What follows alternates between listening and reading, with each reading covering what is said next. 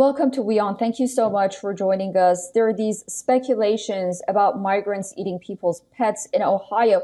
It was interesting to hear that J.D. Vance said, while there are conflicting accounts of what's really happening there, it had to take a story about migrants eating people's cats and pets to get the attention of the mainstream media and others that there are illegal migrants in this small town in Ohio, and just the issue of border security as a whole. What are your thoughts on that? Good to be with you. Two thoughts. I've often said that Donald Trump's greatest legacy is the destruction of truth. We've never, ever, ever had a public person in America who lies as much as Donald Trump does. The problem is all of his media cheerleaders and right-wing media sycophants, they all echo the lies. I used to be in right-wing media. I used to do some of this because my other thought is Donald Trump is trying to scare Americans into voting for him. This is what the right in America now does. Try to scare people that there are Black and brown immigrants all over America committing crimes and eating cats and dogs. And so they feed this stuff to the Republican Party voters and other voters because they know it will scare them. It's sad. And it doesn't have to be based on anything truthful.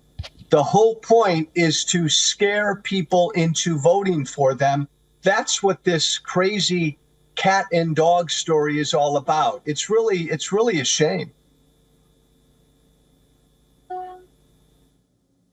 Of course, the issue of the migrants is really somewhat of a crisis across the United States. I live in New York. Our Democrat mayor has been pleading with the government to help us with the migrant crisis that we're facing here.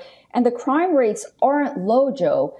So, the issue of immigration perhaps became front and center in this election for a reason. Do you agree with that? Oh, yes. And it's a huge issue.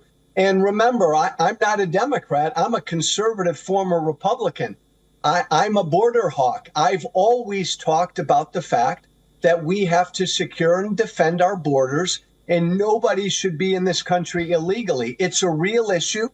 The Biden administration for 4 years has failed. But now think about it. That's a real issue. And the other night in Philadelphia at that debate, if Donald Trump had just focused on that real issue, that we have these migrants in cities all over America, and we're paying for them, and cities in America are going bankrupt because of that. If Donald Trump could have just focused on that and focused on what the Biden and Harris administration didn't do that helped lead to that, Donald Trump would have had a very good debate. But Trump is incapable of doing that. So instead, he puts out this ugly, bigoted disinformation, which completely takes away from what you rightly say is a real serious issue. And really quickly, yes or no, do you think we'll see a second presidential debate? I don't, because I think Donald Trump doesn't want one. Okay. Joe Walsh, thank you so much for all of that. And I look forward to speaking to you again very soon. Do come back. Would love that. Thank you. For all the latest news, download the WION app and subscribe to our YouTube channel.